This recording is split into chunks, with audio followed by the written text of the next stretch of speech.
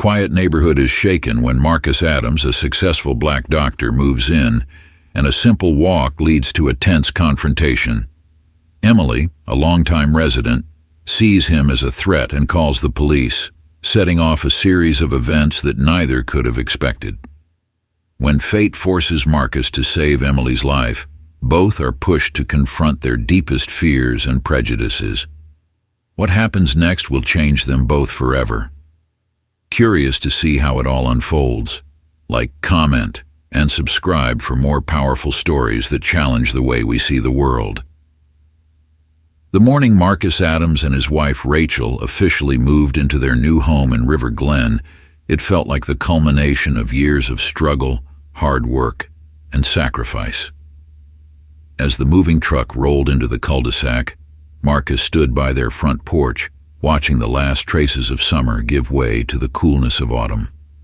The trees that lined the street's oaks, maples, and sycamores had begun their transformation, casting the neighborhood in brilliant shades of gold, red, and orange.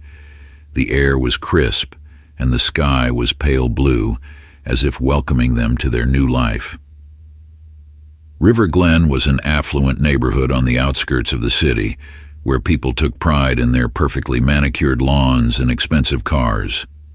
To live here was a symbol of having made it in life. And yet, as Marcus stood there, looking over the street, something in him felt uneasy. He had spent his whole life working toward this moment, becoming a successful cardiologist, saving up for a house like this, creating a life that his parents, who had struggled financially all their lives, could only dream of. This was the culmination of years of determination, of studying late nights while working part-time, of overcoming hurdles that always seemed higher for someone who looked like him. "Marcus?" Rachel's voice broke through his thoughts. He turned to see her standing in the doorway, her bright eyes full of warmth, her dark curls bouncing slightly as she gestured toward the movers unloading boxes. "They need to know where to put the couch." Marcus smiled softly, nodding, and followed her inside. "Living room," he called out to the movers, who were struggling to get the massive sectional through the narrow entryway. The house itself was everything they had dreamed of. It was a two-story colonial with white trim and dark shutters, a classic look that seemed timeless, like the other houses in River Glen. Inside it was spacious, with hardwood floors, large windows, and a fireplace that gave the living room a cozy feel. They had a backyard big enough for future kids to play in, and a front porch that Rachel already planned to decorate for every holiday. "This is it, huh?" Marcus said, looking around the empty living room with its bare walls and echoing footsteps. His voice was filled with both pride and disbelief, as though he still couldn't quite believe this was their home. Rachel walked up beside him, slipping her arm through his. "We did it," she whispered, leaning her head against his shoulder. "This is everything we worked for." Marcus nodded but didn't say anything. He felt the warmth of her body against his side, grounding him in the moment, but the unease still lingered like a shadow at the edge of his mind. He wanted to feel like this was where he belonged, like they had earned every inch of this life. But something about the quiet, the stillness of the neighborhood, made him feel like an intruder in his own success. That afternoon, as the movers finished their work and the sun began to set, Marcus decided to take a walk. Rachel stayed behind to unpack more boxes, but Marcus needed some fresh air, something to clear his head after the chaos of the move. "Don't be too long," Rachel said as he grabbed his jacket. "We still have a ton of boxes to go through." "I'll be back soon," he promised, kissing her on the forehead before heading out the door. Outside, the neighborhood was quiet, almost unnervingly so. The street was lined with grand houses, each one meticulously maintained, their lawns lush and green despite the changing season. The cars parked in the driveways were luxury brands, BMWs, Mercedes, and Teslas, and everything seemed perfectly in place, like a scene from a magazine. It was the kind of neighborhood where everyone knew each other, where people waved at their neighbors from their front porches or chatted at the local country club. But today, no one was outside. It was just Marcus, walking alone under the canopy of trees, the leaves crunching underfoot. He shoved his hands into the pockets of his hoodie, his steps slow and deliberate. He wasn't in a rush. This was his neighborhood now, his street. He could take his time. He passed by houses that looked like mirrors of each other, white picket fences, stone pathways leading to stately front doors, the occasional holiday wreath already hanging in anticipation of the coming season. As he walked, Marcus felt a strange mixture of pride and anxiety. He had earned this. He belonged here, didn't he? But as he rounded the corner, his gaze drifted to one of the larger houses across the street, and he noticed something, movement behind the curtains. For just a moment, he caught a glimpse of a pale face staring back at him before the curtain quickly twitched shut. Marcus slowed his pace, his brow furrowing slightly. Was that person watching him? He hadn't been doing anything unusual, just walking, admiring the neighborhood.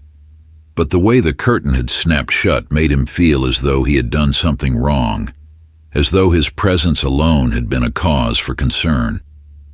He shook his head, trying to brush off the feeling. He wasn't going to let something like that get to him. Not here. Not in his own neighborhood. But as he continued walking, the weight of that glance stayed with him, lingering like a faint echo. Inside her home, Emily Grant stood behind the sheer curtain of her bay window, her heart racing as she watched the man in the hoodie walk past her house. She hadn't recognized him, and that alone set off a quiet alarm in her mind. Emily had lived in River Glen for over 15 years, and in all that time she had prided herself on knowing every single one of her neighbors. She was the one who organized block parties, charity events, holiday gatherings. She was the glue that kept this community together, and as far as she was concerned, that meant knowing who belonged and who didn't. Her phone buzzed in her hand, a message from her friend Lisa in the neighborhood watch group. Emily glanced down at the screen, her thumb hovering over the reply button as she contemplated whether to mention the man she'd just seen. He's probably just a guest, Emily muttered to herself, trying to brush off the nagging suspicion. But even as she said it, she didn't believe it. There was something about the man that had unsettled her. He didn't look like anyone she had ever seen in the neighborhood before, and in a place like River Glen, strangers stood out. She peeked through the curtain again, watching as the man rounded the corner and disappeared from view. A part of her wanted to ignore it, to assume that he was just visiting someone nearby. But another part of her, the part that always worried about the safety of her family, her home, couldn't shake the feeling that something was wrong. "Mom?" a voice called from upstairs. It was her daughter, Sophie, who had been holed up in her room all afternoon doing homework. "Is Dad home yet?" Emily took a deep breath and let the curtain fall back into place. She couldn't let herself get too worked up over nothing. Tom, her husband, was out of town on business, and she didn't want to alarm Sophie unnecessarily. "No, honey," she called back. "Not yet." Still, as she turned away from the window, her mind buzzed with unease. She picked up her phone and opened the group chat for the neighborhood watch. The chat was usually filled with mundane updates, people asking if anyone had seen their lost cat, reminders about trash pickup, or invitations to the next neighborhood meeting. But today, Emily's fingers hesitated over the keyboard. Should she say something? Was she overreacting? A few minutes passed, and Emily decided to text the group after all. She couldn't help it. This was her neighborhood, and she had a duty to keep it safe. "Has anyone noticed a man walking around the neighborhood?" she typed. "Tall, black, wearing a hoodie. Haven't seen him around before." Almost immediately, replies flooded in. "Didn't see anyone, but I'll keep an eye out," wrote Lisa. "Maybe he's visiting someone," another neighbor suggested. "Better safe than sorry," Someone else chimed in. "We've had issues with strangers before." Emily's pulse quickened as she read the messages. The responses only fueled her anxiety. River Glen was a place of comfort and stability, but even here, there had been stories of burglaries in nearby neighborhoods, of strangers coming in and taking advantage of the quiet, trusting nature of the community. She had heard them all at dinner parties, where hushed voices shared tales of intruders and break-ins. She glanced back at the window, her thoughts spiraling. Could this man be one of them? Someone who had come to case the neighborhood, looking for an easy target. Emily bit her lip, debating what to do next. Her fingers hovered over the phone's dial pad as she considered calling the police. She didn't want to overreact. But what if this man wasn't who he seemed? The fear gnawed at her until finally she gave in. Marcus had no idea that while he was admiring the golden leaves of the large oak trees, someone was watching him from inside their home. He had no idea that his presence had already sparked a quiet panic, one that was now spreading through the neighborhood like wildfire. All he knew was that this walk was supposed to be peaceful, a way to clear his mind after a long day of moving and settling into the new house. He slowed his pace as he reached a corner where an especially large oak tree stood. The tree reminded him of the ones from his childhood, the ones he used to play under with his cousins when they visited his grandparents' house. His grandfather would sit in a wooden rocking chair on the front porch, telling them stories about the family's history, stories of resilience and hard work, of overcoming obstacles that had seemed insurmountable. Marcus had always admired his grandfather's strength, the quiet dignity with which he carried himself. It was that same strength that Marcus had tried to embody throughout his life. He had worked hard, harder than most of the people he had gone to medical school with, harder than the other doctors at his hospital.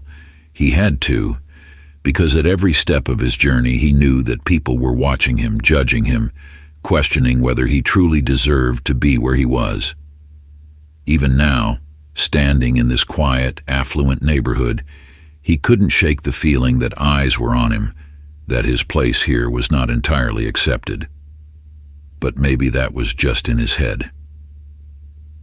With a sigh, Marcus turned back toward his house, the chill in the air starting to seep through his jacket. He shoved his hands deeper into his pockets, the soft sound of leaves crunching under his shoes as he made his way back down the street. Meanwhile, inside her home, Emily's fingers hovered over the phone's dial pad. She bit her lip, her thoughts racing. Was she doing the right thing? Was she overreacting? Her phone buzzed with more messages from the neighborhood group chat. One of her friends had chimed in with a story about a recent break-in in a neighboring town, and another message warned that it was always better to be cautious. Emily's heart raced.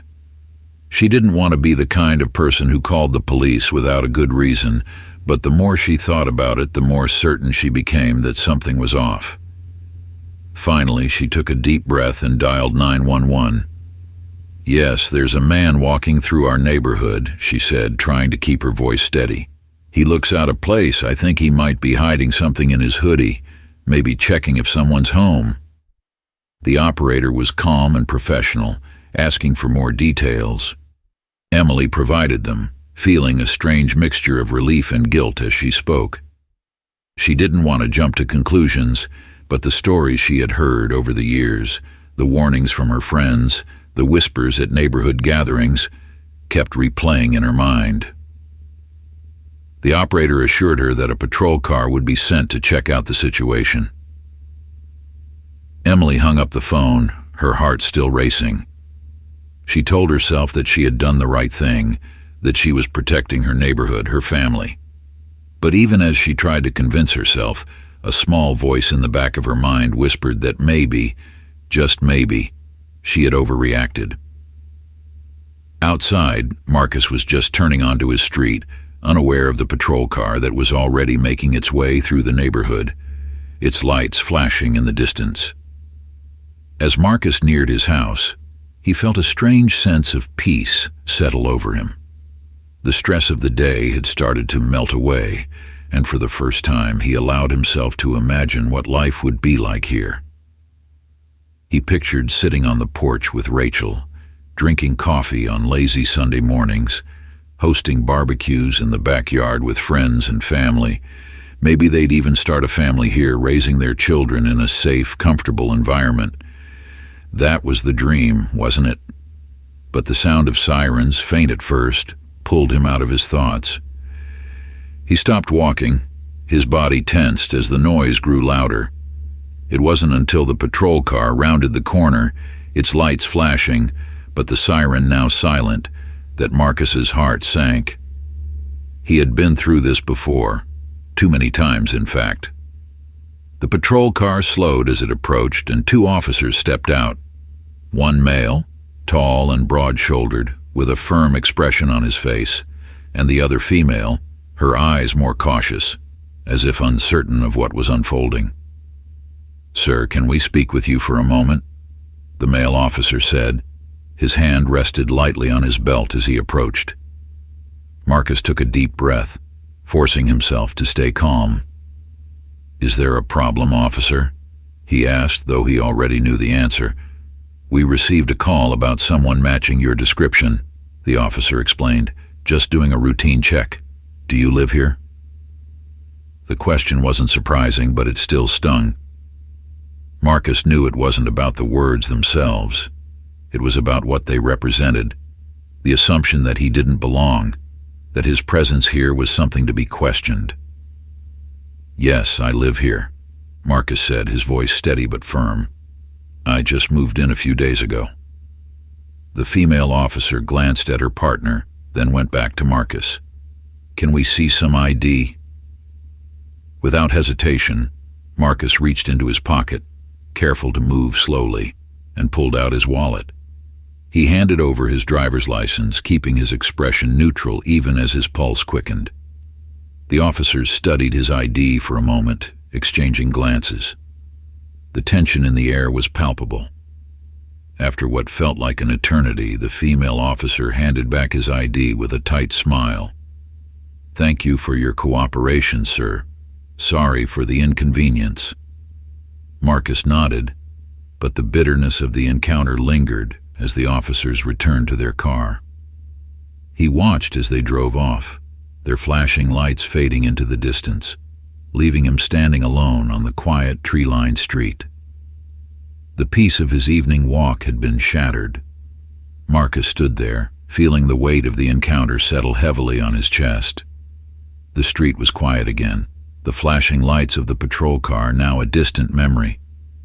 Yet, despite the officer's polite departure, Marcus couldn't shake the feeling of humiliation.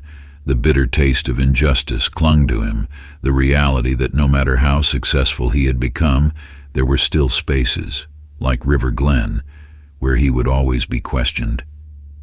He took a deep breath, trying to calm the storm brewing inside him. It had been years since he'd last experienced an incident like this.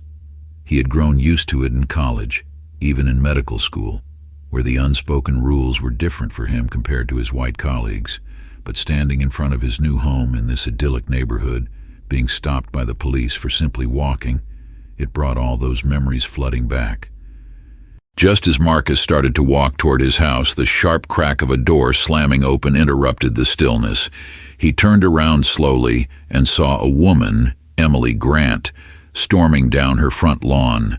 Her blonde hair bounced with each hurried step, and her face was flushed, twisted with an emotion Marcus immediately recognized: certainty. "He doesn't live here." Emily's voice rang out louder than the siren had. It cut through the quiet, carrying her accusation across the street for everyone to hear. "That man doesn't live here. I've never seen him before in my life, and I know everyone in this neighborhood."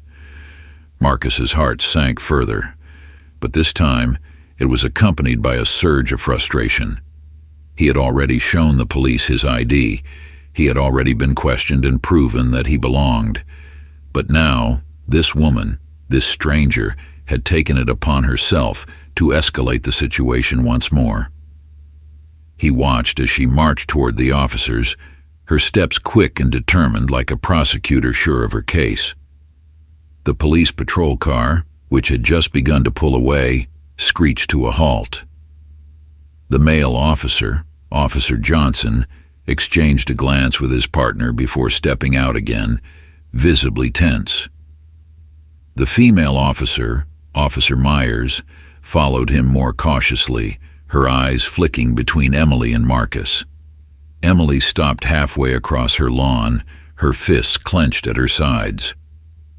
"I don't know who you think he showed you an ID for," she continued, her voice rising in volume.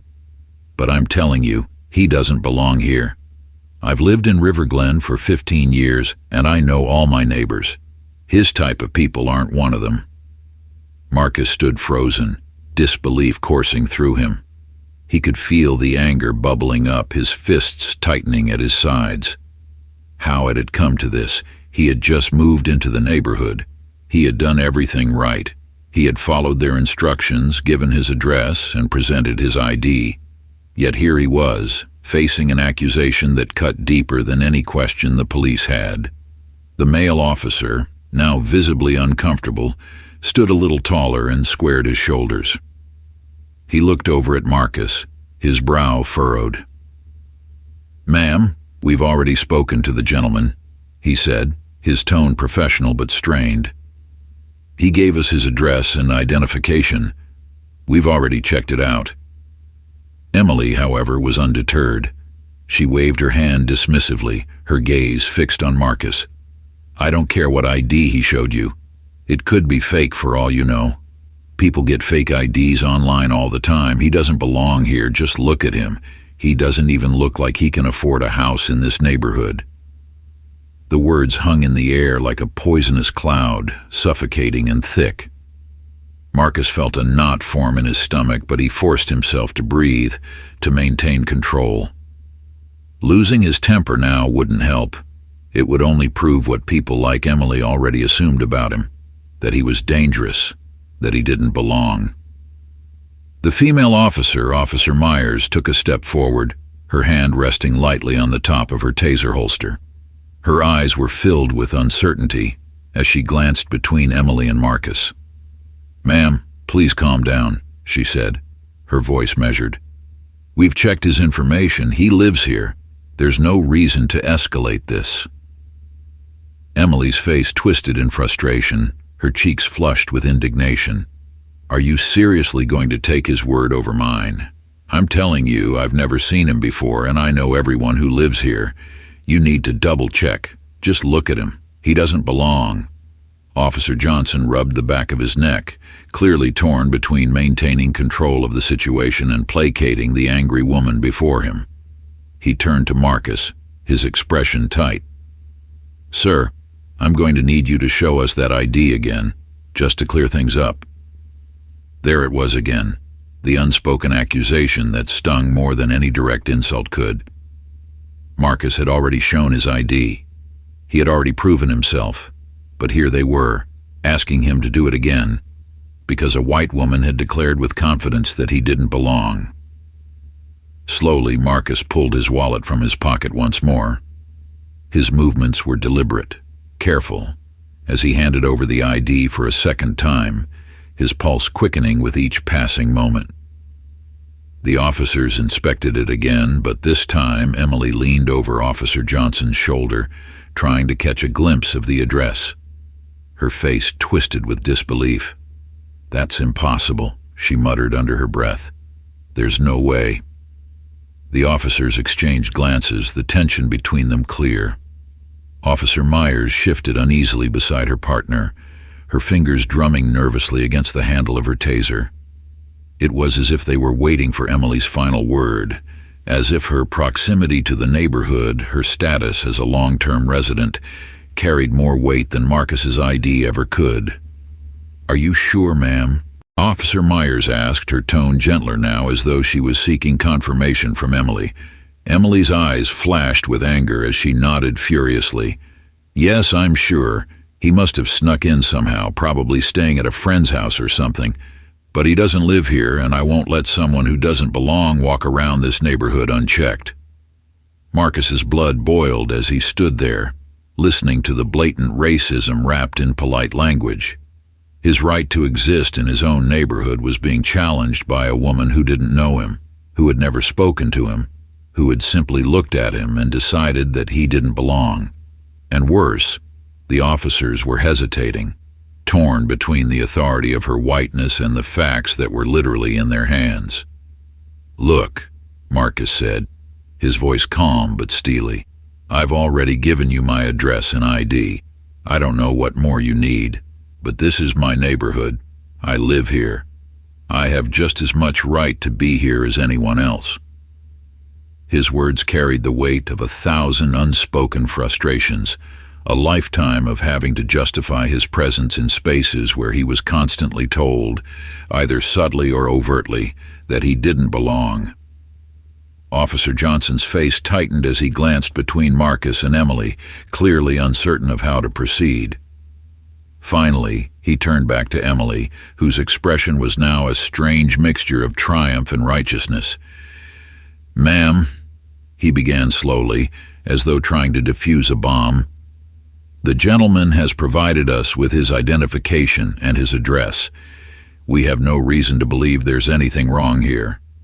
He has every right to be in this neighborhood." Emily's face flushed with anger, her fists tightening at her sides. "So you're just going to let him go? Just like that?" The male officer nodded, his tone firm now.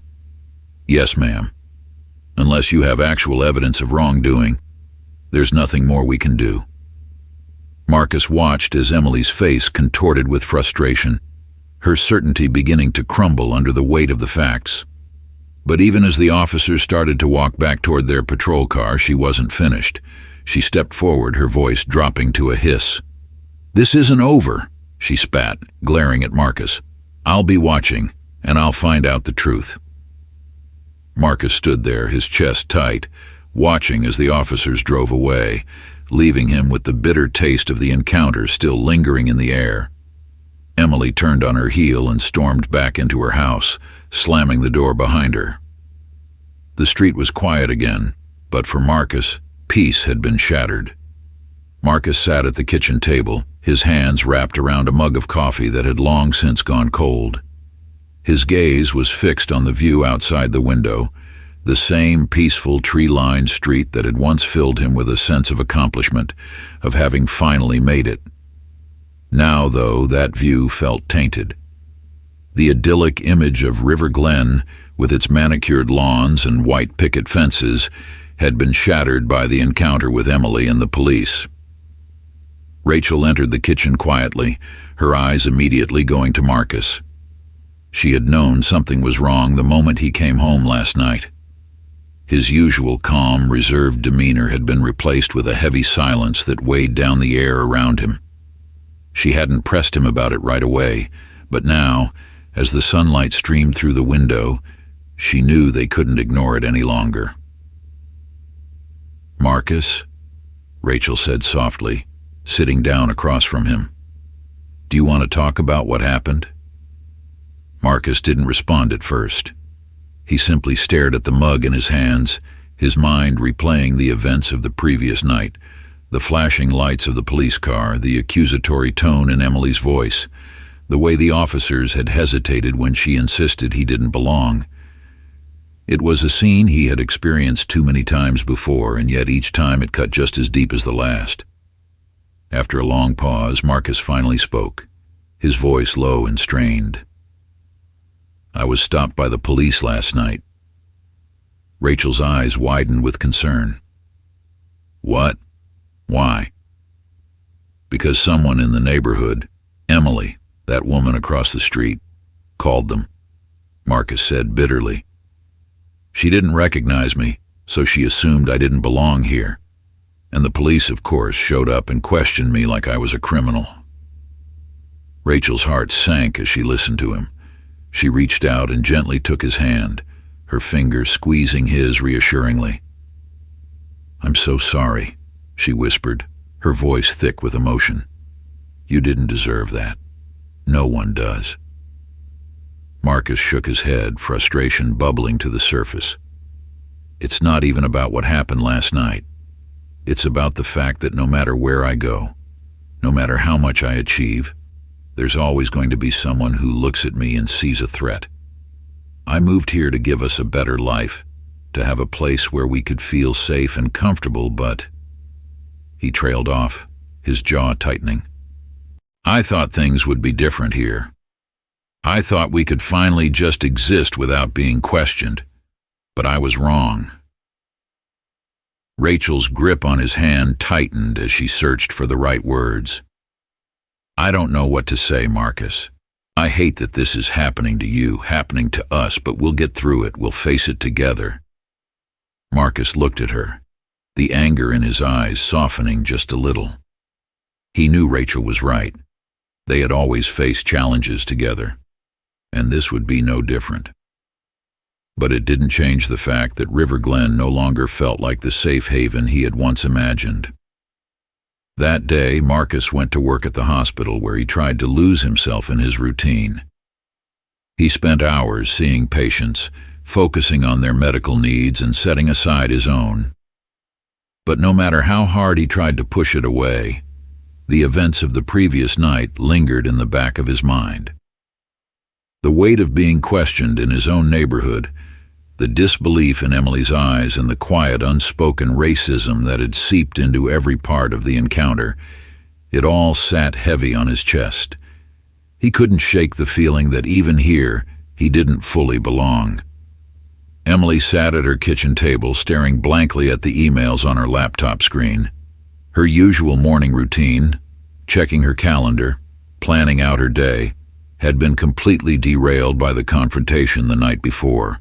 She had barely slept, her mind racing with thoughts of Marcus and the police, of the certainty she had felt in the moment, and the doubts that now gnawed at her. She kept replaying the scene in her head. How she had marched outside, so sure of herself, so sure that Marcus didn't belong. She had called the police, confident that she was protecting her neighborhood, her family. But as she sat here now, in the cold light of day, a sense of guilt had begun to creep in, slowly tightening its grip around her chest. Had she overreacted? Was she wrong? Emily prided herself on being a good neighbor, on keeping River Glen safe. But for the first time, she was forced to confront the possibility that maybe, just maybe, her actions hadn't been about safety at all. Maybe they had been about something uglier, something she didn't want to admit. Her phone buzzed with a new message, pulling her out of her thoughts. It was from Lisa, her closest friend in the neighborhood, and it was part of the group chat for the neighborhood watch. "Glad everything's fine now," Lisa's message read. "You did the right thing, Emily. Better safe than sorry." Emily stared at the words, her stomach twisting. The messages from the group chat had initially comforted her, reinforcing the idea that she had been right to call the police. But now those same messages made her feel uneasy. Was she really protecting the neighborhood? Or had she let her own assumptions cloud her judgment? She closed the laptop and stood up, her heart racing. She needed air. She needed to get out of the house and clear her head. She grabbed her jacket and headed outside, the crisp autumn breeze hitting her face as she walked down the front steps. The street was quiet this morning, but Emily's thoughts were anything but.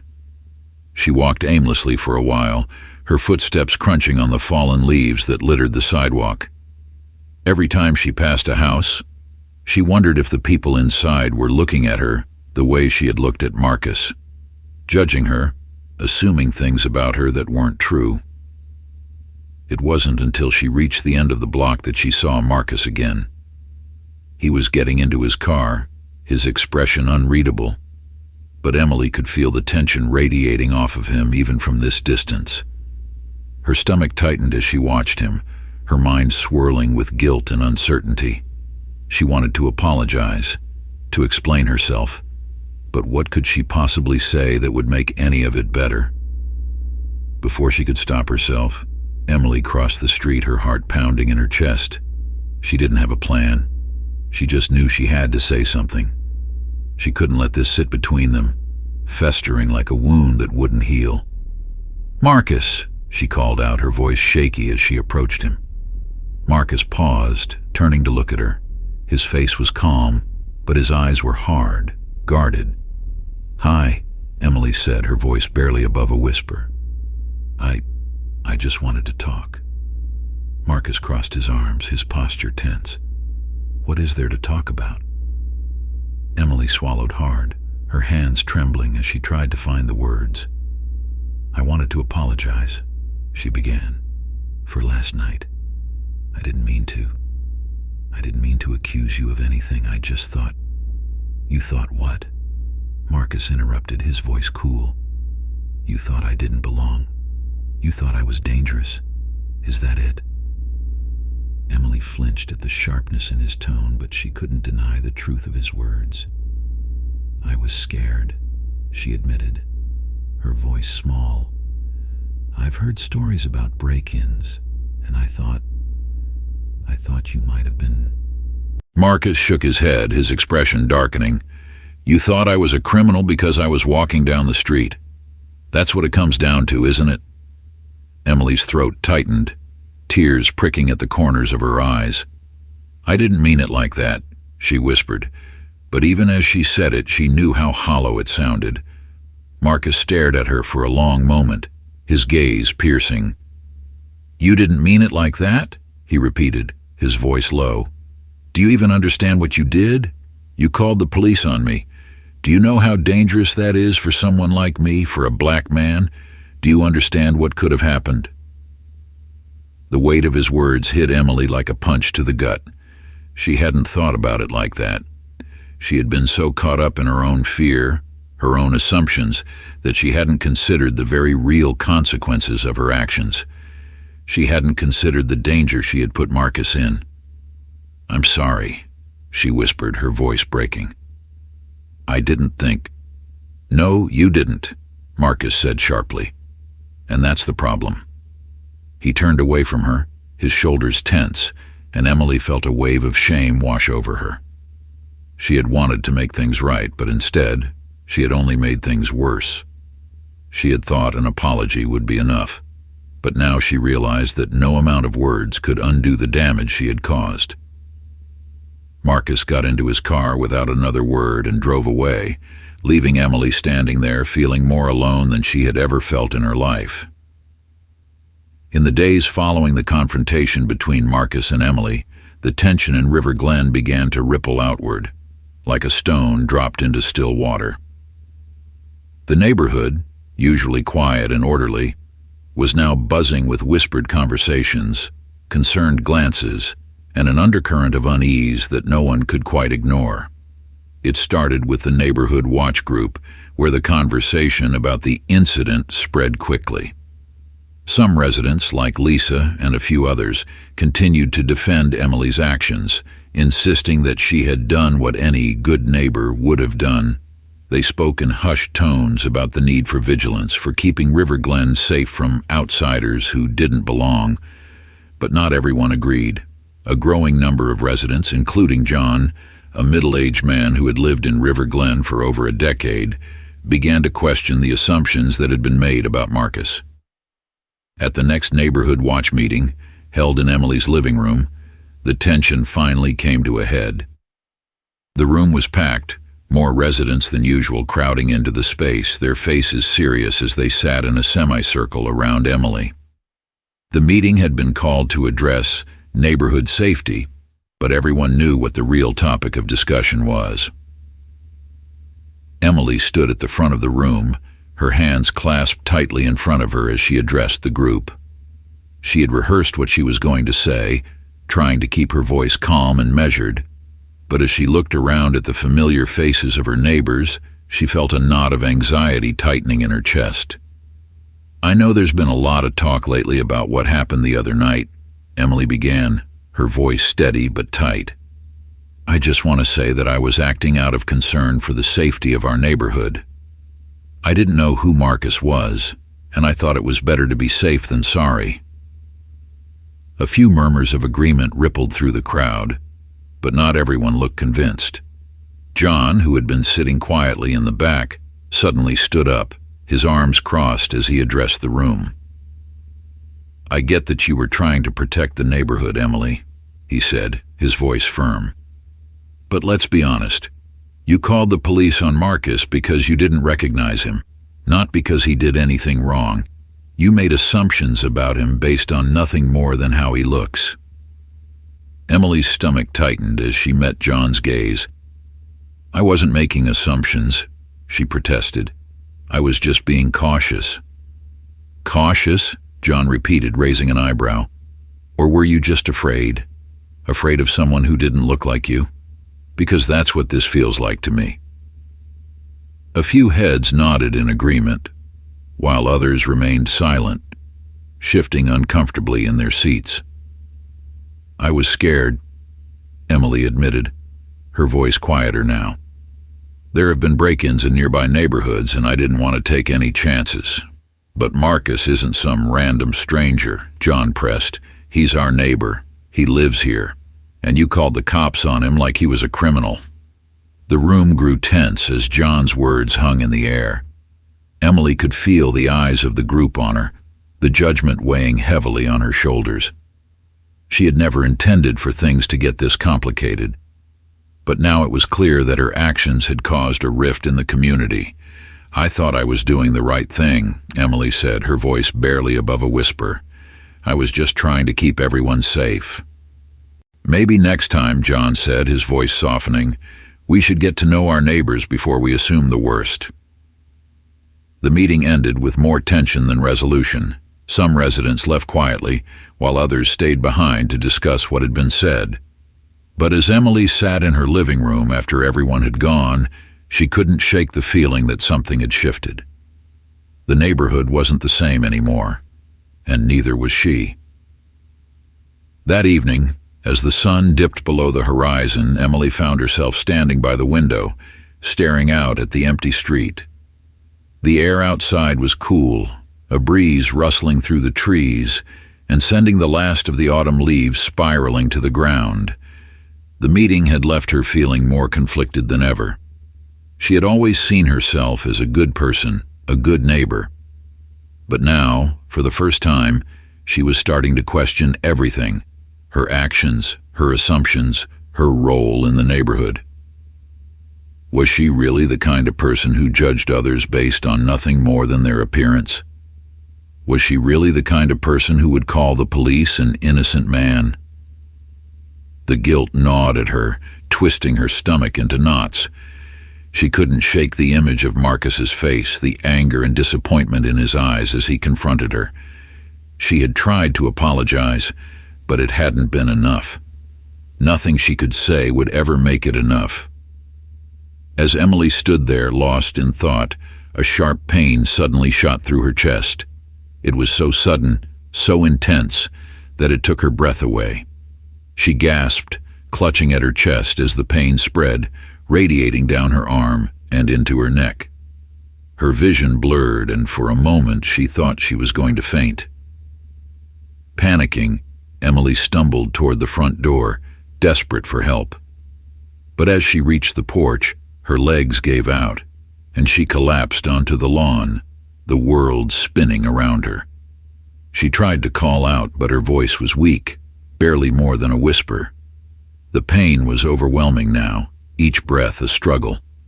She could hear the faint hum of traffic in the distance, the soft rustle of leaves, but no one was coming. Just as the darkness began to close in, Emily heard footsteps approaching, heavy, purposeful steps coming toward her. She blinked, her vision clearing just enough to see a figure kneeling beside her. It was Marcus. His expression was calm, focused, but there was an urgency in his movements as he checked her pulse, his hands steady despite the chaos around them. "I've got you," Marcus said quietly, his voice soothing. "Just hold on." Emily's heart pounded in her chest, but the panic began to ebb as Marcus worked. He was a doctor, she realized. He knew what to do. As the pain continued to rack her body, Emily felt a deep sense of shame washing over her. Here was the man she had judged so harshly, the man she had called the police on. and now he was the one saving her life. Emily lay on the cool, dew-covered grass, her body trembling as pain radiated through her chest. She gasped for air, her breath shallow and labored, the world around her blurring as she fought to stay conscious. Her heart raced, the pounding echoing in her ears as she tried to process what was happening. A heart attack. It was a terrifying thought, but one that registered with painful clarity in the back of her mind. Emily had always been relatively healthy. Sure, she was a little stressed at times, but nothing that would have prepared her for this. She had heard stories about people in their 40s having heart attacks, but she had never imagined that she would be one of them. Not now. Not like this. She blinked, her vision swimming as she tried to focus on her surroundings. The streetlights above her flickered dimly, and the wind rustled through the trees, but everything felt distant, detached. Her body, however, was anything but detached. It was on fire with pain. Then, through the fog of her thoughts and the haze of panic, she became aware of something, or rather someone. A figure kneeling beside her, their hands moving swiftly but calmly, checking her pulse, their voice soft and steady. "Emily, can you hear me?" It took her a moment to realize who it was. When she did, her heart skipped a beat, not from the heart attack, but from the overwhelming flood of emotions that rushed through her. It was Marcus. Of all the people who could have found her, it had to be him. The man she had judged so unfairly. The man she had called the police on. And now, here he was, saving her life. She tried to speak, but the words wouldn't come. Her throat was tight, her mouth dry, and all she could manage was a faint whisper of his name. "Marcus." "I'm here," he said calmly, his hands working with a precision that came from years of medical training. "You're having a heart attack, but I'm going to help you. Just stay with me, okay?" His voice was firm, but gentle, the calm in his tone cutting through the panic that had gripped her moments ago. Emily could feel his hands pressing against her chest, beginning CPR with rhythmic, measured compressions. Her thoughts raced. How could she have misjudged him so terribly? All the assumptions she had made about him, the fear, the suspicion, they now seemed so painfully, horribly wrong. This man, the one she had been so quick to distrust, was now the only person standing between her and death. As Marcus continued CPR, his focus never wavered. He had dealt with heart attacks before, countless times in the ER, in situations far more chaotic than this. But this was different. This was personal. The woman lying before him wasn't just another patient.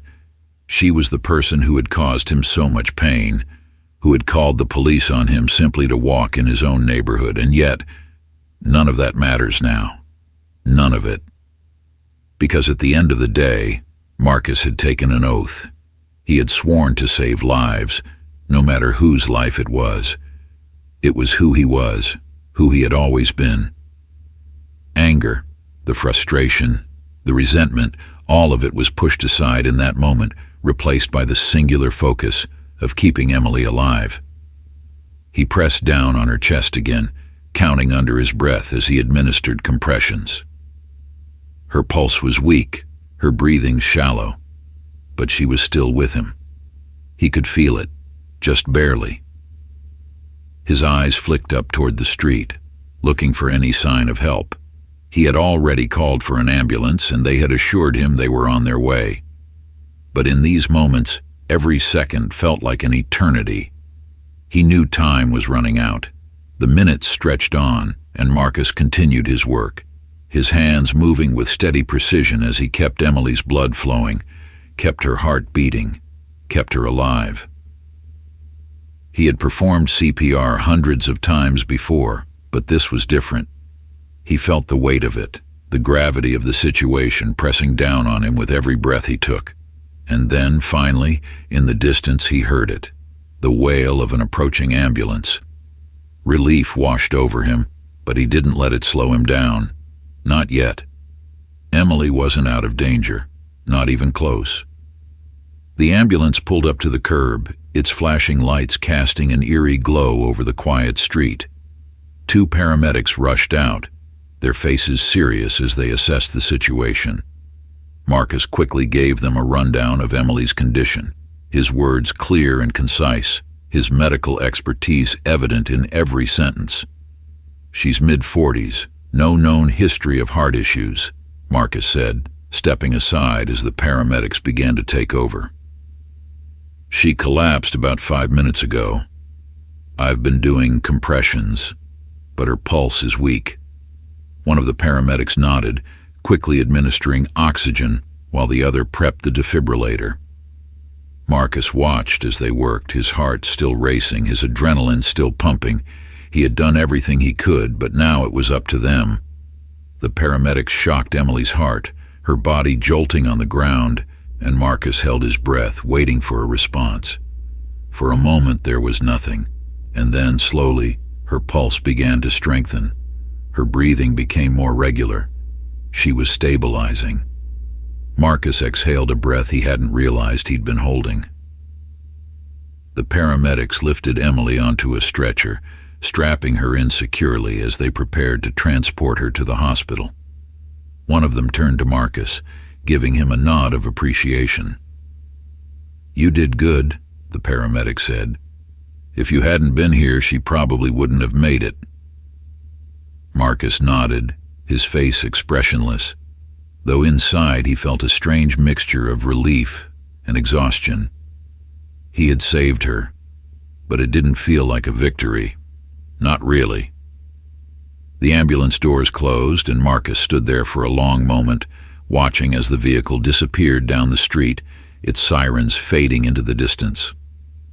The adrenaline that had kept him going now began to ebb, leaving him feeling drained, both physically and emotionally. He had done his job. He had saved her life. But what now? Back at the hospital, Emily's eyes fluttered open, the sterile white lights above her coming into focus as she regained consciousness. For a moment, she didn't remember where she was. Everything felt hazy, disjointed. But then, like pieces of a puzzle falling into place, the memories returned. The pain in her chest, the collapse, the desperate struggle to breathe. And Marcus. He had saved her. He had been there, kneeling beside her, giving her CPR, keeping her alive. Tears welled up in her eyes as the weight of it all hit her. The shame, the guilt. It was unbearable. How could she ever face him again? How could she ever make amends for what she had done? A nurse entered the room, her expression calm but kind as she checked Emily's vitals. "You're awake," the nurse said softly, making a note on her chart. "How are you feeling?" Emily swallowed, her throat dry. I'm okay," she said, though her voice trembled. The nurse nodded. "You're very lucky. If it weren't for your neighbor, Marcus Adams, you might not have made it. He kept you alive until the paramedics arrived." Emily closed her eyes, her heart tightening in her chest, not from the heart attack, but from the overwhelming sense of gratitude and regret that flooded through her. Marcus had saved her life. He had been the one to find her, to perform CPR, to keep her alive when every second counted. And she had repaid him by judging him, by calling the police on him, by treating him like an outsider in his own neighborhood. "I need to see him," Emily whispered, her voice hoarse. The nurse raised an eyebrow, her expression curious. "You're still recovering, Mrs. Grant. You should rest." But Emily shook her head, her voice more urgent now. "Please, I need to talk to him. I need to apologize." The nurse hesitated for a moment, then nodded slowly. "I'll see what I can do." Marcus sat in the waiting room of the hospital, his hands resting in his lap, his mind elsewhere. The sterile white walls, the beeping of monitors, the quiet hum of conversation. He had spent so much of his life in hospitals, but today it felt different. Today, It felt suffocating. He didn't know why he had stayed. The paramedics had thanked him. He had done his job. He could have gone home. But something had kept him here, rooted to this spot, waiting for news of Emily's condition. Maybe it was the weight of what had happened. Maybe it was the lingering anger he still felt toward her. Or maybe it was the simple fact that he had saved her life, and no matter how much she had hurt him, he couldn't just walk away. The sound of footsteps approaching pulled Marcus out of his thoughts. He looked up to see a nurse standing in front of him, her expression calm but serious. "Mr. Adams?" she said softly. "Emily Grant is awake. She's asking to see you." Marcus's first instinct was to say no, to turn around and leave. He had already done more than enough, but something in the nurse's eyes stopped him. There was a weight to her request, a quiet understanding that went beyond the walls of the hospital.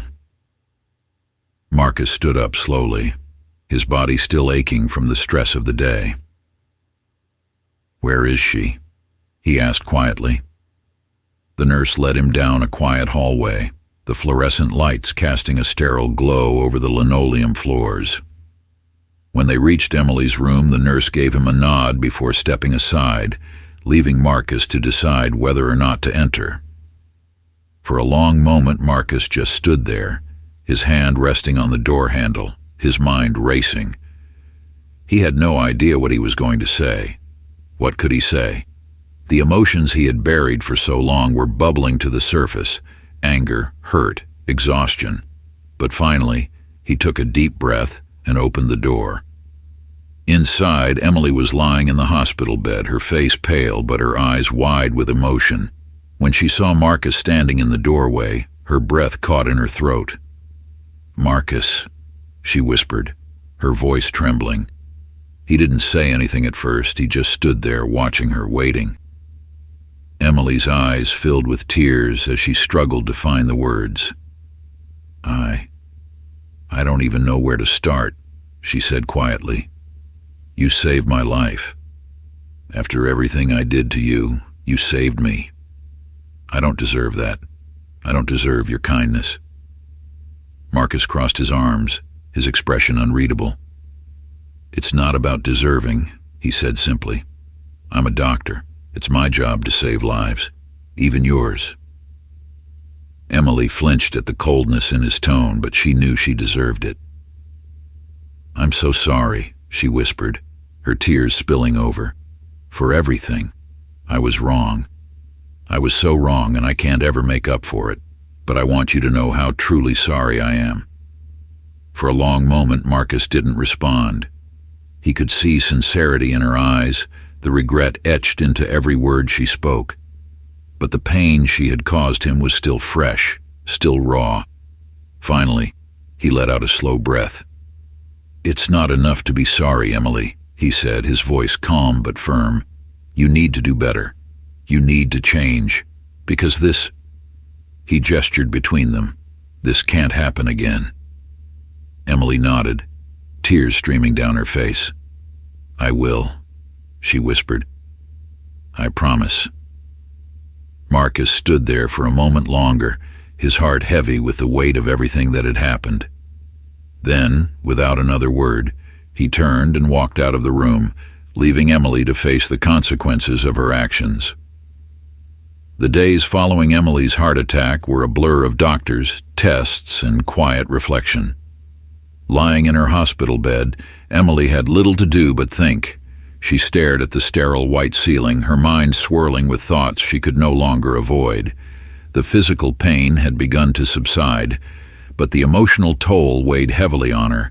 Every time she closed her eyes, she saw Marcus, his face filled with calm determination as he saved her life, and the cold, distant expression he wore when he left her hospital room. She hadn't just misjudged him. She had put his life in danger by calling the police, all because she couldn't see past her own fear. Her assumptions, her prejudices, they had nearly cost her her life, and the shame of it was unbearable. Sophie, her teenage daughter, visited often, bringing books and updates from school. trying her best to keep things light. But Emily could see the concern in her daughter's eyes, the unspoken questions Sophie didn't quite know how to ask. "What happened, Mom?" Emily wasn't ready to answer that question. Not yet. She hadn't even figured it out herself. One afternoon, Sophie sat by Emily's bed, nervously scrolling through her phone while the quiet hum of machines filled the room. "Mom," Sophie said softly, breaking the silence, "are you okay? I mean, really okay?" Emily turned her head to look at her daughter, the girl's brown eyes wide with concern. Sophie had always been the quiet, observant type, a trait Emily had often admired. But now, seeing the worry etched on her daughter's face, Emily realized how much she had taken for granted. Sophie had been there, watching and learning from her, and Emily hadn't stopped to think about the example she had been setting. "I'm okay," Emily said, though the words felt hollow. Physically, at least. Sophie bit her lip, clearly hesitant to push further. But Emily knew her daughter deserved more than half the truth. "There's something I need to tell you, Sophie," Emily said, her voice shaking. "Something I've been thinking about a lot these past few days." Sophie put down her phone and leaned forward, her face serious. "What is it, Mom?" Emily took a deep breath, her heart pounding in her chest, not from the remnants of the heart attack, but from the fear of admitting the truth out loud. "The man who saved me, Marcus, he's our neighbor. You know him, right?" Sophie nodded. "Yeah, I've seen him around. Why?" I misjudged him," Emily said, her voice trembling. "I called the police on him a few weeks ago because I didn't recognize him. I don't know what I thought. I was scared. I assumed the worst, and I was wrong. I was so wrong." Sophie's eyes widened in shock. "You called the police? On Marcus?" Emily nodded, her throat tight. "Yes, and he saved my life anyway. After everything I did, after how I treated him, he didn't hesitate. He could have walked away, but he didn't." Sophie was silent for a long moment, processing the weight of her mother's confession. "Mom, that's a lot. Why would you call the police just because you didn't know him?" Emily closed her eyes, her voice barely a whisper. "Because I was afraid.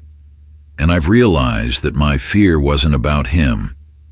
It was about me. About what I've been taught to believe, about people who don't look like me, and now I'm paying for it." Sophie's brow furrowed, her voice soft but firm. "But that's not who you are, Mom. You're not like that." "I thought I wasn't," Emily whispered. "But now I'm not so sure. I need to change, Sophie. I need to do better.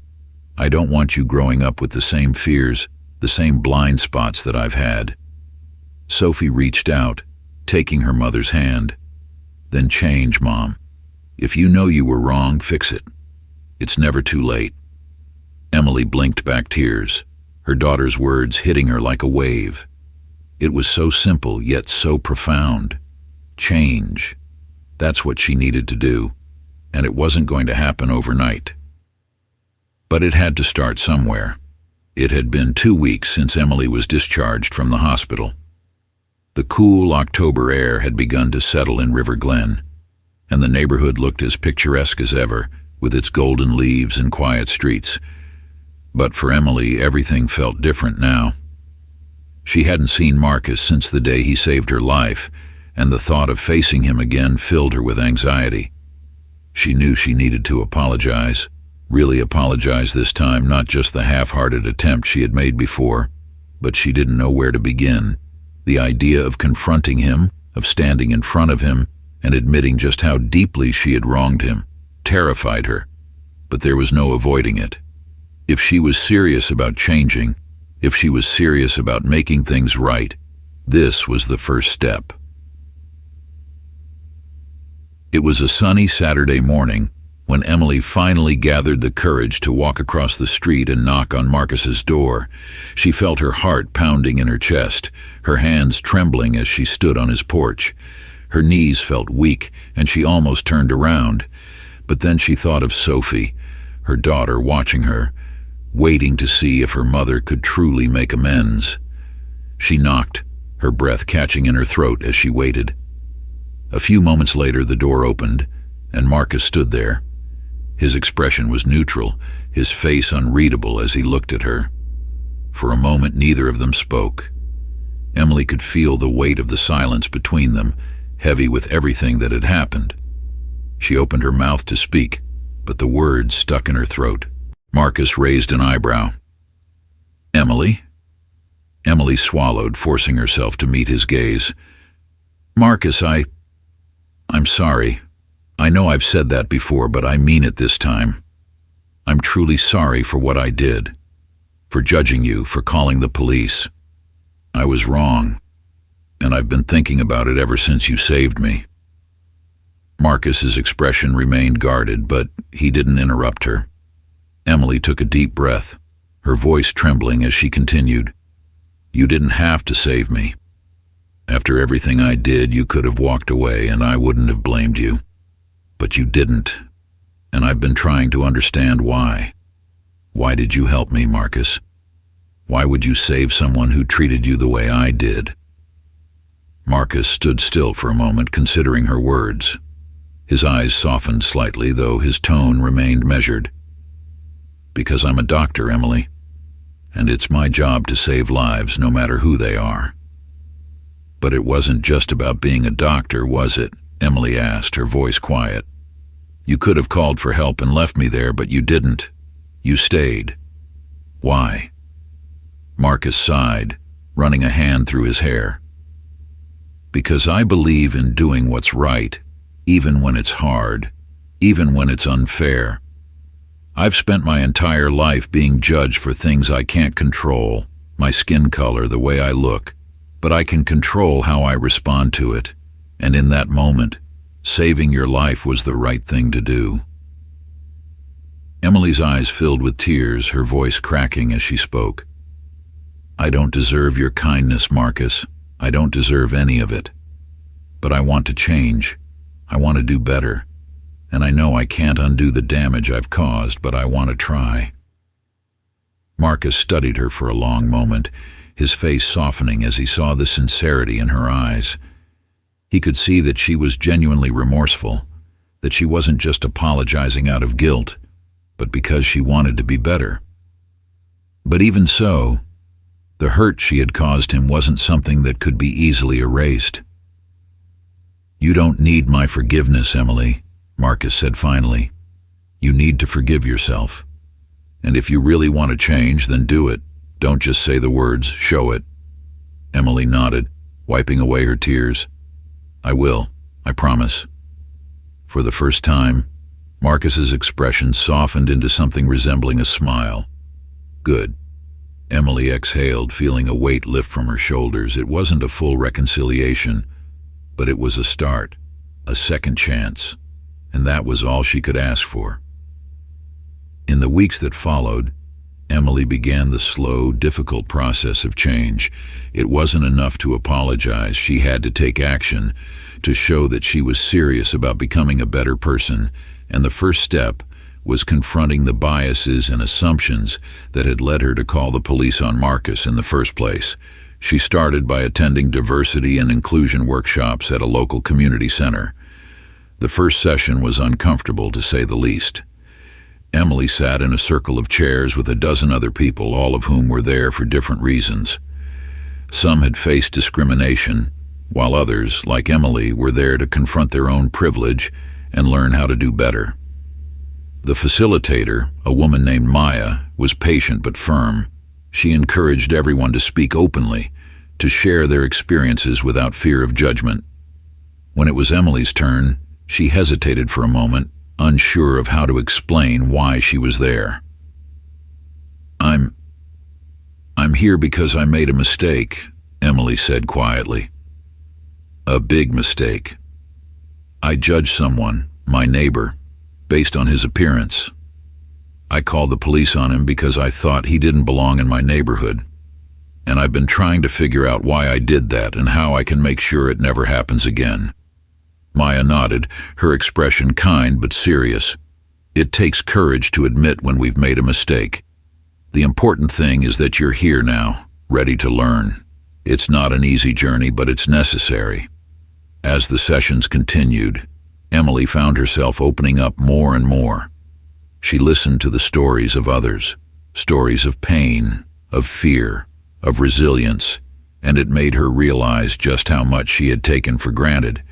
Her privilege, her assumptions about safety and belonging, had blinded her to the experiences of people who didn't look like her. At the same time, Marcus found himself slowly opening up to the possibility of forgiveness. It wasn't easy. The anger he felt toward Emily was still there, simmering beneath the surface. But as he watched her take responsibility for her actions, as he saw her trying to change, he began to see that she was serious. One day, as Marcus sat on his porch, watching the neighborhood go about its usual routines, he saw Emily across the street, talking to a group of children from the community center.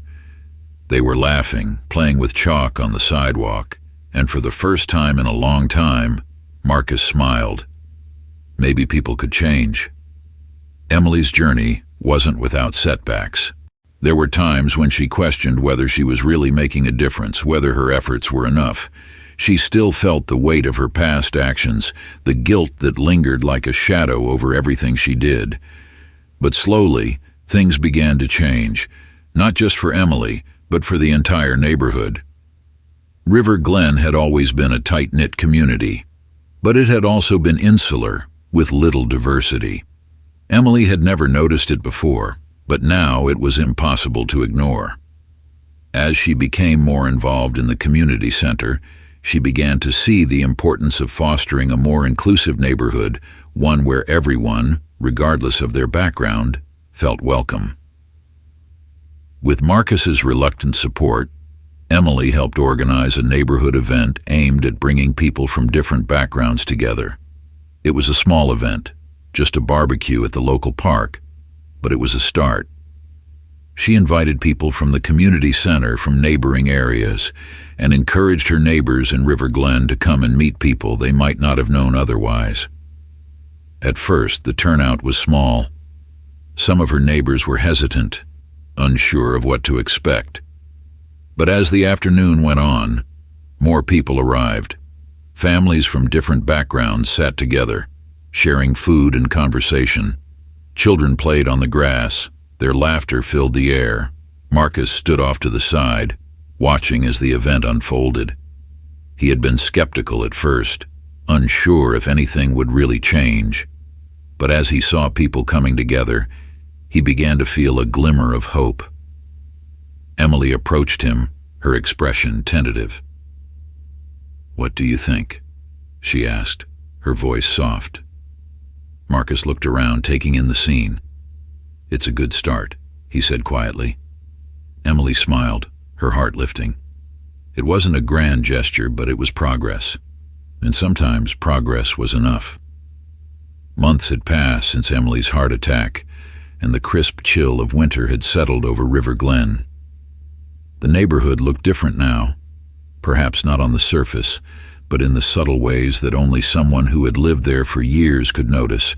The block parties were still held, the lawns were still perfectly maintained, but there was a new sense of openness, a willingness to engage with people from outside the bubble of River Glen. Marcus and Emily's neighborhood barbecue had been a small but significant step toward fostering a sense of community that went beyond the usual niceties. One evening, as Marcus went for a walk, he found himself reflecting on how far things had come.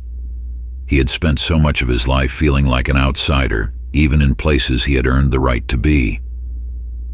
River Glen had been no different at first, but now there was a sense of cautious optimism in the air, a feeling that maybe, just maybe, things could get better. As he walked past Emily's house, he saw her standing on the porch, watching the street in the way she often did. But this time, when their eyes met, there was no tension, no suspicion. Instead, she waved. Marcus hesitated for a moment, then waved back.